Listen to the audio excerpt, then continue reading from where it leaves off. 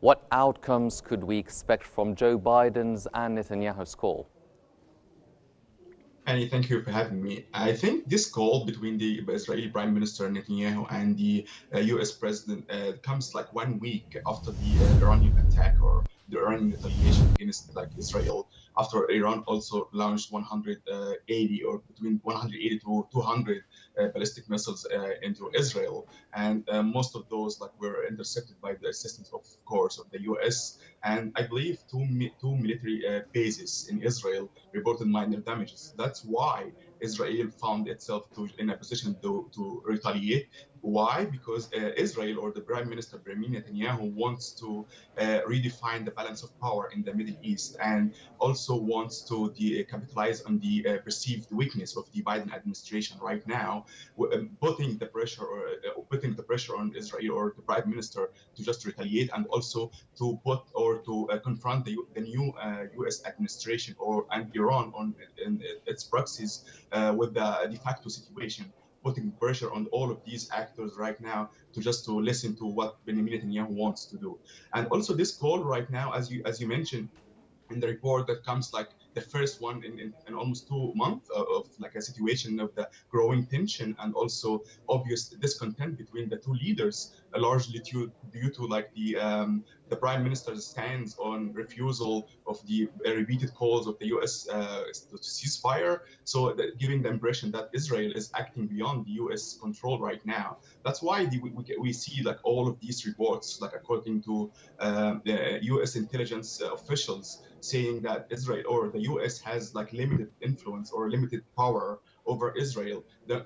These reports want to tell us one more message, that if Israel wants or hits a larger target, then there's no embarrassment on the shoulder of the U.S. and there's no also moral political consequences if Benjamin Netanyahu to do so. So we see now that the weakness of the Biden administration cannot like contain the stubbornness of the Benjamin Netanyahu. That's why we're seeing this call. It's very important to give the green light. I mean, from the Israelis' perspective, it's important to give them the green light. I think they come up with the plan to hit particular targets in Iran, and they are trying to share it with the U.S. officials and the U.S. president. And of course, from its side, Biden wants to try to put limitation or put more pressure over Israel, not to escalate the situation into like a wider war or in the Middle East. Well, Mr. Mossad, do you see a contradiction between the United States advocating for a ceasefire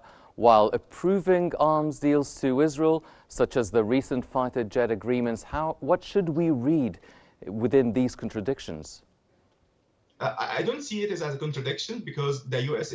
was very clear from the beginning to protect the Israel's national interest or the national security. So the U.S., either like the Democrat or the Republican administration, are on the same page to protect Israel, and that's why they are sending the like unlimited assistance or sending the American weapons like unlimited to the Israelis since October 7th last year. So this is from one side. The other side is the United States really wants to have a ceasefire, wants to limit the escalation now in the Middle East, because we are approaching a very tight race between the Kamala Harris and Donald Trump. And I don't think this is the last thing that Kamala Harris wants to see right now, to have a new confrontation between Iran and Israel. And of course, if this happens, the U.S. will be involved literally. So I don't think Kamala Harris wants to see that. That's why we're seeing this soft message on the Prime Minister to have a ceasefire without having real effective sanctions or limitations. Well then, sir, how do you assess the Biden administration's approach to balancing its defense commitments to Israel with the mounting pressure from parts of the international community and the domestic groups to push harder for peace? Yeah, the Biden administration right now learned the message very hard, that the cost of their support to Israel, like this is overdue right now, and it's higher than the success that Israel or like that Israel and the U.S. have achieved either in the ground or in the political arena.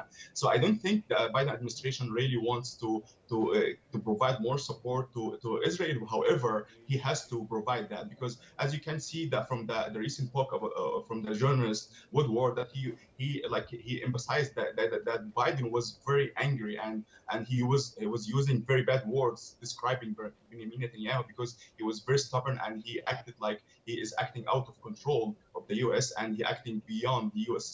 Control. That's why we're seeing right now the Biden has to provide or keep providing the U.S. assistance. However, he does not have the effective tool to guide or to redirect Benjamin Netanyahu in this wider war. From his side, Benjamin Netanyahu wants, of course, to weaken the capabilities of Hezbollah and all of the Iranian proxies. However, on the long term, on his plan B or I feel like his one of the key objectives in escalating situation right now before the U.S. election is to redefine the balance of power in the Middle East, making it like a de facto in front of the new administration and also in front of the Iran and its proxies to not to draw the red line or not to go up beyond the red line of Israel.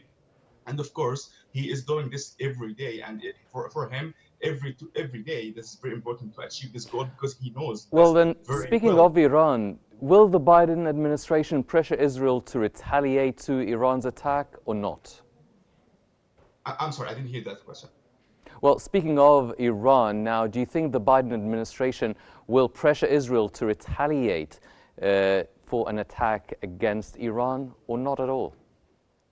So from his side, the U.S. also has very strategic plans of what's going on right now in the Middle East. How? Because the Middle East, the U.S. is also happy with what's going on against like the Hezbollah, against weakening its proxies. However, the U.S. also wants to limit this escalation or limit this confrontation right now between Iran and Israel.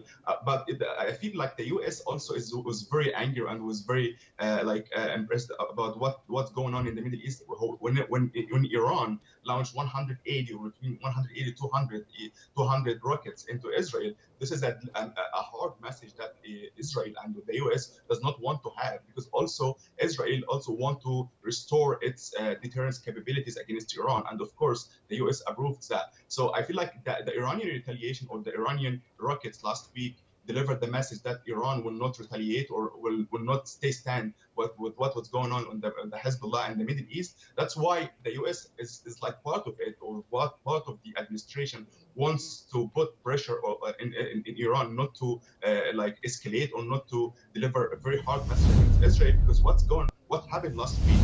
It was like a very effective message from Iran. That was the double number that they launched last April on the ballistic missiles against Israel. And I think that like the fact that 2 military bases were reported damages or minor damages. This is like a very effective political message that Israel will not tolerate this in this moment.